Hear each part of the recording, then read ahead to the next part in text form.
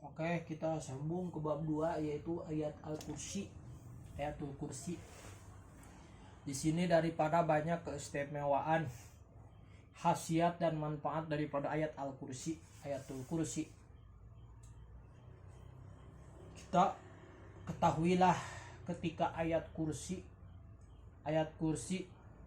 diturunkan, ketahuilah ketika ayat kursi itu diturunkan, diwahyukan kepada siapa? Kepada Rasulullah Sallallahu Alaihi Wasallam. Ya, diturunkan bersama 70.000 malaikat. Jadi bareng turun juga 70.000 malaikat mulia dan menghormati keagungan daripada ayatul kursi. Dan diriwayatkan dalam sebuah kabar, dalam sebuah khobarnya, sesungguhnya Nabi Muhammad SAW pernah bersabda, seagung-agungnya ayat dalam Al-Quran adalah ayatul kursi. Daripada sebagian ayat yang lebih mulia, yang lebih agung dan agung dari ayat yang lain adalah ayat Al-Kursi. Rasulullah juga SAW pernah bersabda, siapa orang yang membaca ayat kursi setiap kali selesai mendirikan sholat setelah sholat memang suka dibaca, yaitu ayat kursi ini. Setelah mendirikan sholat dibaca ayat kursi ini, maka tidak ada yang mencegah untuk masuk surga. Halangan. Tidak ada yang menghalangi untuk masuk surga. Jadi orang yang suka membaca ayat kursi setelah sholat, tidak akan ada yang menghalangi untuk masuk ke dalam surga, kecuali maut. Diriwayatkan juga, barang siapa orang yang membaca ayat kursi ketika sebelum tidur dibacanya ayat kursi pada malam hari, maka setan-setan yang suka mengganggu atau akan berbuat kezaliman, maka setan tidak akan bisa mendekatinya pada malam ketika tidur kita dengan membaca ayat suci, yaitu ayat Al-Kursi. Sebelum tidur dibaca 1 kali, 2 kali, 3 kali baca. Dan di dalam kitab Sahihnya Al-Bukhari, di dalam kitab Sahihnya Al-Bukhari di sini dan Muslim diriwayatkan bahwa Abu Hurairah radhiyallahu anhu berkata, aku pernah diberi tugas oleh Rasulullah sallallahu alaihi wasallam. Abu Hurairah pernah diberi tugas oleh Rasulullah sallallahu alaihi wasallam untuk menjaga zakat fitrah. Kemudian datanglah seseorang kepadaku, ia segera mengambil makanan sepenuh genggaman tangannya lalu meletakkan dalam wadah. Aku pun menahannya dan berkata, sesungguhnya aku akan membawa engkau menghadap Rasulullah. Orang itu berkata, lepaskanlah aku, sesungguhnya aku adalah orang yang butuh dan aku mempunyai tanggung jawab yang berat, tanggung jawab yang banyak keluargaku. Aku benar-benar sangat membutuhkan beras ini. Maka aku pun mengasihaninya dan melepaskannya. Begitu. Ketika Abu Hurairah sedang berjaga, disuruh menjaga, yaitu beras zakat. Tapi pada waktu itu ada yang datang, satu orang merupakan seorang si fakir miskin. Ia berkata, saya butuh makan, saya butuh beras ini, maka saya akan membawa beras ini. Cek Abu Hurairah ke heula cenah panggihan heula Rasul bisa cenah buru-buru aya nama kaula saking naonnya eta karunya Abu Hurairah maka dibikeun eta beas teh karak carita tah tidinya Abu Hurairah ka Rasulullah tapi katilu kali kejadian kitu ceuk Rasulullah kumaha Abu Hurairah ieu anu katilu kalina ya Rasulullah ieu jalmi tadi anu nyandak beras teh anu nyandak beas teh. Jadi tadi orang yang mengambil beras itu mengajarkan saya untuk membaca ayat Al-Kursi. Katanya sebelum tidur harus dibaca ayat kursi tersebut sebanyak 3 kali atau 1 kali agar tidak tergoda dari godaan setan. Iya, emang dia perkataannya betul, tetapi kalau kau tahu itu siapa yang ngomong adalah setan iblis. Begitu. Jika engkau hendak tidur, bacalah ayat kursi. Ngomong nama kosnu heueuh. Dialah zat yang tiada Tuhan selain dia. Dia menghidupkan, maha tegak. Hingga engkau selesai ayatnya, maka pastilah Allah akan selalu menjagamu dari setan, tidak akan berani mendekati. Padahal eta anu ngomongna teh padahal anu ngomongna eta setan, bisa ya. Bisa gitu ngagoda kita ka sahabat ka Abu Hurairah cuk Nabi kumaha adapun terkait hal itu dia berkata emang jujur namun dia adalah pembohong bener eta perkataan ayat kursi teh khasiatna di mana naonnya eta saencan sare sebelum tidur dibaca ayat kursi betul itu khasiatnya akan dijaga daripada yaitu setan. Dia jujur berkata seperti itu, tapi dia juga adalah pembohong, kata Rasul. Itu adalah setan. Tahukah engkau siapa yang tadi mendatangi engkau, yaitu Abu Hurairah? Kata Rasulullah. Selama 3 kali datang 3 malam kepada engkau. Ya Abu Hurairah, aku menjawab tidak. Abu Hurairah minta terangan. Kata Rasulullah, dia adalah setan. Dia adalah setan. Oh bisa. Gitu ternyata menipu daya manusia daripada dia itu berakhlak mulia tapi hatina teu jujur bohong. Banyak riwayat-riwayatnya daripada yaitu khasiat ayat kursi. Di sini juga ada bercerita yaitu tentang yaitu diriwayatkan dari Ibnu Qutaibah. Berkata Ibu Qutaibah, seorang pria dari Bani Ka'ab bercerita kepada Abu Qutaibah. Ia berkata, aku pernah singgah di kota Basrah untuk menjual kurma. Namun di sana aku tidak menemukan penginapan. Eta jelema teh ngomong ke Abu Qutaibah, manehna teh tukang dagang korma. Tapi ketika nepi di kota Basrah, manehanana teh untuk manggih tempat jang sare. Manggih tempat penginapan.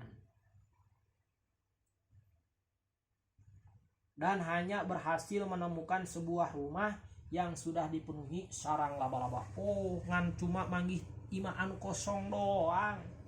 Manggihan imah kosong. Aku lalu bertanya kepada penduduk sekitar rumah, bagaimana status rumah ini? Mereka menjawab, itu rumah kosong, udah beratus-ratusan tahun, udah beribu-ribu tahun, tidak ada yang mengisinya.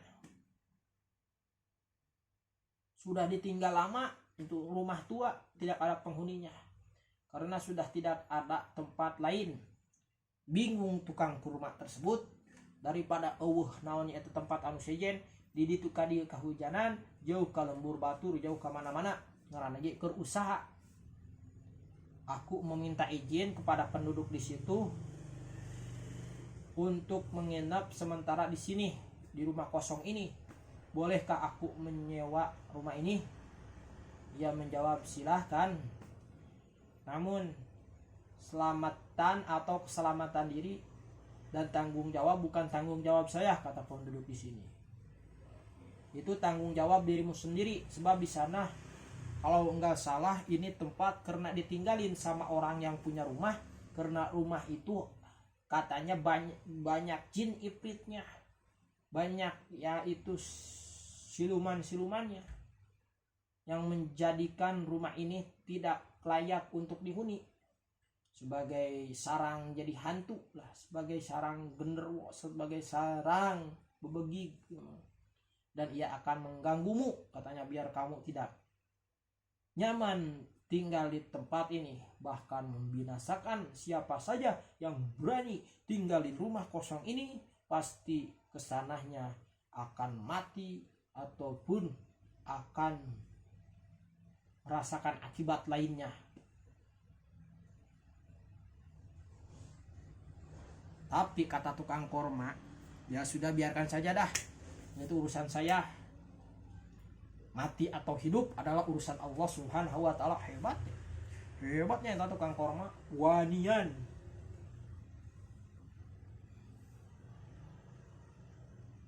Karena saya ingat hanya Allah, semua itu hanya kehendak Allah. Karena saya punya Allah, kata orang yaitu penjual korma, semua itu adalah kehendak Allah. Ia pun setuju menyewa atau bersinggah di tempat rumah kosong itu, sambil berpesan, hati-hati denganmu, jadilah aku menginap di sana. Hati-hati kata orang penduduk di situ. Menjelang malam, sudah malam gelap gulita, pria yang tukang dagang kurma jam 12 pokoknya mateng, tiba-tiba ada sesosok seorang berupa laki-laki yang berwarna hitam, jin mendatangi tukang korma eta, tek ngadatangan tukang korma eta anu cicing di imah kosong. Matana hurung, pokoseuneut cenah matana menyala, yang membara dikelilingi gelap gulita, matana ruang hurung bali molotot tuh. Ketika ia semakin mendekat, makin deket eta jin anu awakna gede, matana molotot, bari naonnya eta hurung, hungutna naonnya eta huntuna sarareukeut. Maka manehanana inget, eta semakin deket terus ya tukang korma teh maca naonnya eta membaca ayat kursi. Allahu la ilaha illa huwal hayyul qayyum la takhusuhu sinatun wa la nawm lahu ma fis samawati wa ma fil ardh man zalladzi yashfa'u 'indahu illa bi'idznihi ya'lamu ma baina aydihim wa ma khalfahum wa la yuhitu Nabi syai'in min ilmihi illa bima syaa wasi'a kursiyyuhu samawati wal arda wa la ya'uduhu hifdzuhuma wa huwa 'aliyyul 'azim. Terus dibaca ayat kursi ku tukang korma teh, terus dibaca terus-terusan. Setiap dibaca eta kalimat ayat kursi, ketika setiap kali dibaca itu ayat kursi tersebut, justru ia ikut mengucapkannya, malah bisa maca cenana ieu. Namun begitu sampai kalimat wala yaquduhu hifzuhuma wa huwal aliyyul azim, wala yaqudu dimimiti Allahu la ilaha illa wal hayyul qayyum, bisa eta setan teh nurutan. Dan pas geus we maca bagian wala yaquduhu hifzuhuma wa huwal aliyyul azim, teu bisa cenah manehna. Jadi artinya wala yahuduhu teh, dan Allah tidak merasa berat memelihara keduanya, dan Allah maha tinggi lagi maha besar. Itu bisa nurutan eta jin. Wala yahuduhu hifzuhuma wa huwal aliyyul azim. Cicing we nu dinya, ia tidak meniru cenah ucapan saya sepatah pun kata pun juga. Aku kemudian membaca kalimat itu berulang-ulang, wala yakhuduhu hifzuhuma wa huwal aliyyul azim, wala yawuduhu hifzuhuma wa huwal aliyyul azim, hingga akhirnya kegelapan itu menghilang dengan sendirinya. Aku akhirnya bernapas dengan lega dan menunjuk salah satu sudut rumah, kemudian tidur sampai pagi hari. Dan akhirnya kata tukang korma, saya tidur nyenyak, selamat sampai pagi hari. Tidak ada pagi harinya aku menemukan bekas itu kebakaran dan aya lebu ujung nongonnya itu okos geus dibeureum, padahal mah setan anu keur peuting anu ari ganggu ka eta tukang korma kusebab dibacakeun ayat kursi. Eta setan anu keur peuting teh kaduruk ibaratna kitu tanpa rupa cenah hancur lebur kos tebu. Jadi kamu telah membakar jin tersebut. Eta tukang korma geus ngabeuleuh jin, bisa hebat. Cek penduduk saun cenah kumaha selamat sampai pagi. Awan ngaganggu kitu. Kamu masih hidup sampai pagi, ini hebat. Gak ada, kata orang-orang yang di sini gak ada yang berani tinggal di sini. Bahkan lari orang mah. Kamu ini ada apa ini? Saya membaca ayat ini, yaitu ayat Al-Kursi.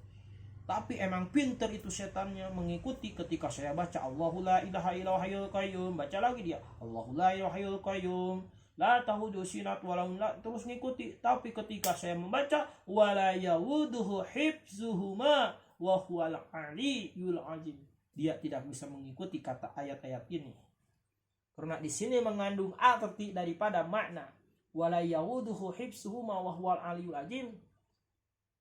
Allah tidak pernah merasa berat memelihara keduanya. Dan Allah maha luhur, Allah maha tinggi, lagi maha besar. Jawab suara gaib itu, ketahuilah sesungguhnya jumlah huruf pada ayat kursi itu luar biasa. Jika dihitung daripada ayat kursi tersebut, jumlahnya ayat Al-Kursi itu ada 100 huruf. 100 huruf. Jadi siapa orang membaca pada awal siang maka berada dalam jaminan keamanan Allah Subhanahu wa taala. Maka baca ayat kursi pagi 3, sore 3 dibaca, maka dijaga oleh Allah Subhanahu wa taala daripada gangguan-gangguan setan atau penguasa-penguasa yang zalim yang akan mendatangi dirinya. Demikian pula siapa saja yang membacanya pada awal malam hari akan dijaga oleh Allah sampai pagi harinya. Barang siapa yang membaca pada tengah malam, maka menghadap kiblat dan jauh daripada keramaian sebanyak jumlah hurufnya dibaca. Ayat kursi sebanyak 100 kali. Huruf daripada ayat Al-Kursi adalah 100, dibaca 100 kali. Kemudian ia memohon kepada Allah, maka apapun hajatnya, apapun pengebutuhnya, apapun cita-citanya, apapun keinginannya akan dikabulkan oleh Allah Subhanahu wa taala dengan izin Allah. Kuat moal ya urang 100 maca. Jika anak karak tilu oge geus meletet tunduh. Can bisa pan. Urang mangamakeun anak ge. 100 tong loba-loba ayat kursi tah. Ya, nu ngomong ieu saha ulama, lain koran, lain komik. Ngarang naganya Imam Syekh Ahmad Ad-Dairobi, ahli usul fikih, ahli ilmu usul fikih. Orang mana? Orang Mesir. Hebat, hebatan ayat kursi gitu. Namun dibaca 100 kali tiap penting minta ngadoa geus dibaca ayat kursi, ngadoa ka Gusti Allah, maka bakal dikabulkan hajat-hajatnya daripada ayat Al-Kursi. Luar biasanya, luar biasa gitu. Ngan urang matara biasa, jadi heuhara rese sanggup bogah ngamakeun anak hoream tunduh teh ama cara rape teh ama loba hahalangna wae, loba rintangan wae, sakit bae lah. Semoga mudah-mudahan aya manfaatna anu bisa disampaikan, bermanfaat buat saya dan bermanfaat buat semua yang mendengarnya. Di mana ada salah mohon dimaklum, dibenarkan dengan seikhlas hatinya. Bisa disusul ke rumah, dibenarkan apapun jadi kata, huruf atau ucapan. Mohon dimaaf bila ada kesalahan. Wabillahi taufiq wal hidayah. Wassalamualaikum warahmatullahi wabarakatuh.